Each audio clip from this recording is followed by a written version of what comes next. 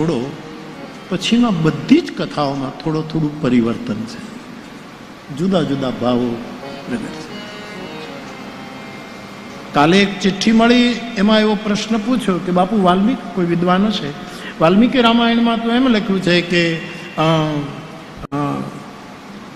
અહલ્યા જે પડી છે, વાલ્મીકી રામાયણનું તો એના ઉપર ઘણી વખત હું બોલી ગયો કે તો વાયુ ભક્ષા છે, નિરાહારા, પવન ખાય છે, અને ભસ્મશાયીની એ ભસ્મમાં સૂતેલા છે, ભસ્મની પથારી કરીને સૂતા, નિરાહાર છે, કંઈ ખાતા નથી અહલ્યા ગૌતમ ઋષિનો શ્રાપ મળ્યા પછી, અને આમને પડ્યા રહે છે. એ પથ્થર થઈ ગઈ એમ વાલ્મીકીજી નથી લખતા, ધ્યાન દે. એ ભોજન નથી કરતી અને ખાય છે તો જીવવા માટે ખાલી વાયુનું ભક્ષણ કરે છે, વાયુ ભક્ષ બની છે, નિરાહાર છે. આ શબ્દ ખાસ વાલ્મીકીમાં છે. અને ભસ્મશાયીની, ભસ્મને ઓઢીને ભસ્મની પથારીમાં એ સૂતા છે, એટલે એ પથ્થર થઈ ગયા છે એવું નથી લખ્યું. આપણે ત્યાં શીલામાંથી અહલ્યા થઈ, અથવા તો અહલ્યાની શીલા થઈ ગઈ અને પાછી શીલામાંથી અહલ્યા થઈ, આ બહુ જ પ્રચલિત છે. તો પછી આ શીલા થઈ ગઈ, પથ્થર થઈ ગઈ, એ ક્યાં રામાયણમાંથી આવ્યું? યદ્યપિ તુલસી લખે છે ઉપલ દેહ ધરી ધીર, ઉપલનો અર્થ પથ્થર થાય, ઉપલ એટલે પથ્થર. હવે એ પાછું તમે ભગવદ્ ગોમંડળમાં જાઓ તો કેટલાય અર્થો પાછા નીકળશે. ઉપલ ઉપલ ઉપલા એટલે તો છાણા પણ થાય. તમે ઉત્તર પ્રદેશ બિહારમાં જાઓ તો ઉપલા એટલે છાણા, અડાયા છાણા અથવા તો થાપેલા છાણા.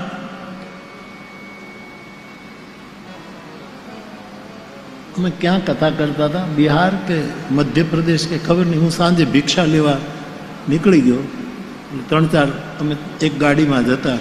એક ભાઈનું મકાન હતું ખેતરમાં, અને ભાઈ તો એ ખબર નહીં અમે શું કામ ગયા, એ જ મને પછી વિચાર આવ્યો. પહેલો વિચાર કરવો જોઈએ. અમે ગયા નહીં, એટલો કડક સ્વભાવનો માણસ. 2-3 વખત દરવાજો ખટખટાવ્યો તો એ ખોલ્યું નહીં.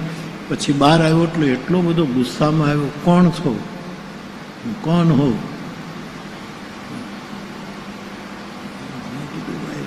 खोटी जगह हम आए हैं, कथा चल रही. कहाँ? तारा पादर में कथा चल रही. हाँ, कथा तो चल रही है, लेकिन आप कौन हो? મારે બધું કહેવું પડ્યું, હનુમાનજીને કહેવું પડ્યું ને. મારું તો શું, મેં કપી હનુમાના.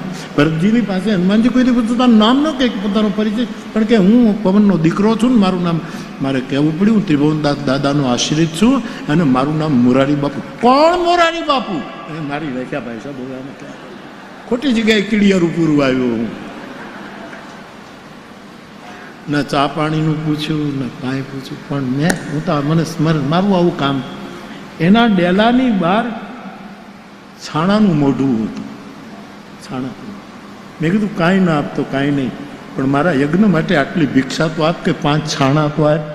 અને સાહેબ ઉપલા કંડાય, ભિક્ષા જ લેવા આવ્યો છો તો રોટલો જ ખાવું ક્યાં, પણ જેનાથી રોટલો પકાવાય એ છાણું તો આપ. અને એ છાણું મેં માંગ્યું ને એમાં એ છાણાના મોઢવામાં હાથ નાખીને 2-3 છાણા જ્યાં મને આપવા જાય, અને કુંડલીની જાગૃત થઈ ગઈ એની.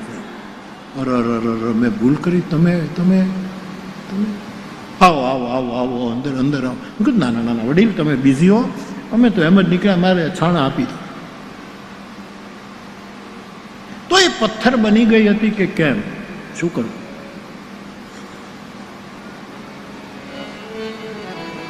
ઓથોરિટી તો વાલ્મીકી કહેવાય, મૂળ તો એ છે. એ તો કઈ ભસ્મમાં સૂતા છે, નિરાહાર છે. અને તુલસી લખે છે ઉપલ દેહ ધરી ધી. એ ચટ્ટાન બની ગઈ, પથ્થર, અથવા તો પથ્થર જેવી જડ બની ગઈ, પથ્થર જેવી જડ. જે ચંચળતા એ ભૂલ કરાવી, ચંચળતાને એને સ્થિર કરી દીધી. હવે ચાંચલ્ય ન ખપે, હવે રજોગુણી ચાંચલ્ય નહીં, જેને લીધે મારું પતન થયું. પરંતુ શતકરોરી રામાયણ આ શિલા પક્ષ જે આવ્યો એ કાલિદાસના રઘુવંશમાં થયો. કાલિદાસ રઘુવંશમાં સ્પષ્ટ લખે છે શિલામયી, અહલ્યાજી શિલા થઈ ગઈ છે. આખો શ્લોક મને યાદ નથી, તમે કહેશો તો કાલે ક્યાંકથી ગોતીને લેતો આવીશ કે તમને એમ ન થાય બણગા ફૂકે છે. રઘુવંશનો શ્લોક છે સાહેબ. શિલામય એ પથ્થર જ બની ગઈ છે, જડ બની ગઈ છે. નારી સહજ, જડ અજ્ઞ. અમુક લક્ષણો સ્વાભાવિક હોય છે, શરીરના બંધારણો જેવા છે કે એમાં અમુક વસ્તુ સ્વાભાવિક હોય છે. તો માનસ રામકથા એટલે અનેક રામકથા. એક શ્લોકમાં રામકથા હોય, એક લોકગીતમાં રામકથા હોય, એક કોઈ પણ પદમાં રામકથા હોય. આવું બધું ગણીએ તો કરોડો રામકથા. એ સાંખ્ય કદાચ સાચું લાગે એવી રામકથા અનેક પ્રકારની પ્રગટ અપ્રગટ ચેતનાથી ભરેલી આ ગોંડલની ભૂમિ ઉપર 42 વર્ષે થઈ રહી છે. ત્યારે આવો કથાનો થોડોક ક્રમ આગળ લઈ જાઉં. થોડાક આપણે અહીંયા લખ્યું છે સ્વમતી વિલાસ ત્રાસ દુઃખ હરણી. કાગભૂષુંડી કહે ગરુડજી રામકથા એવી છે જે મેં મારા સ્વમતી વિલાસ, મારી પ્રજ્ઞાના વિલાસથી મેં જોયું છે. પોતાના ઉપર જવાબદારી. સ્વમતી વિલાસ. વિલાસ કેટલા પ્રકારના, એના માટે શાસ્ત્રોમાં જોવું પડશે. કેટલા પ્રકારના વિલાસ? મતિ વિલાસ. ગોસ્વામી રામાયણમાં મતિ વિલાસ મુનિઓ ગાય છે રામકથા. પોતાની મતિનો વિલાસ, પોતાની પ્રજ્ઞાનો. ચેતો વિલાસ એને કહી શકાય. ચેતો વિલાસ, ચૈતસિક વિલાસ, ચિદ વિલાસ. મુક્તાનંદ સ્વામી કહે છે, નિત્યાનંદ વ્રજરેશ્વરી એનું આખો ચિદ વિલાસ. તુલસીદાસજી પણ ચિદ વિલાસ શબ્દનો પ્રયોગ કરે. આ વિલાસ ભગવાન શંકર કરહી વિવિધ વિધિ ભોગ વિલાસા. ભોગ વિલાસ, વૈરાગ વિલાસ, ચિદ વિલાસ, મનનો વિલાસ, ચિત્તનો વિલાસ. કેટલા વિલાસો! અને કબીર સાહેબની પાસે જઈએ તો એમ કહે, શું કહે છે? હમ ઉન દેશ કે વાસી જહાં 12 માસ વિલાસ. કબીર કે 12 મહિના વિલાસ. હમ, એવું શબ્દ ભૂલાય છે પણ કબીર સાહેબનો શબ્દ છે. 12 માસ વિલાસ.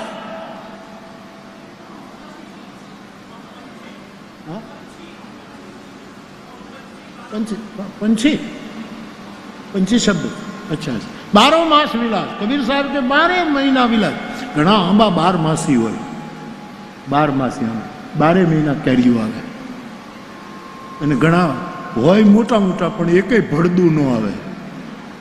એકેય ભળદું ન આવે સાહેબ. ઘણા 12 માસી આંબા આવે. હું હંમેશા કહું, અમારી રામાયણ, અમારી વ્યાસપીઠ 12 માસી વ્યાસ. 12 મહિના હાલે સાહેબ. 12 મહિના. આ એક કોરોના ક્યાંક આવ્યો વચ્ચે, ત્યારે તે હું ક્યાં ચૂપ ક્યાં રહ્યો હતો? 2 મહિના ઘરે બેઠો બેઠો બોલ્યો. મારી ઝૂલતી વ્યાસપીઠ ઉપરથી બોલ્યો. હા, મારી 12 માસી. આ કામદેવ ગાય છે, સામાન્ય ગાયું છે ને, વસૂટી જાય. આ કોઈ દી વસૂટે નહીં છે. 12 મહિના. હા, પાત્ર બરાબર હોવું જોઈએ. અને પાત્રનું નામ તુલસીએ ઉત્તરકાંડમાં લખ્યું છે, નોય નિવૃત્તિ પાત્ર વિશ્વાસ.